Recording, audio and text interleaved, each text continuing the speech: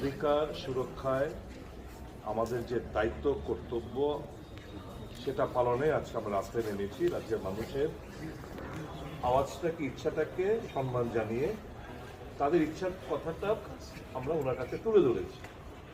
সারা রাজ্যের মানুষ যেখানে যাচ্ছে একটাই কথা বলছে, ভোট দিতে পারবো তো? গত 5টি বছর তো একটা ভোট দিতে পারিনি, সঠিকভাবে সুস্থ নির্বাচন হবে তো? এই যে প্রশ্নগুলো সারা রাজ্যের মানুষ যেখানে যাচ্ছি এই কথাগুলো, তাদের বেদনার কথাগুলো আমরা বলার জন্য এখানে এসেছি।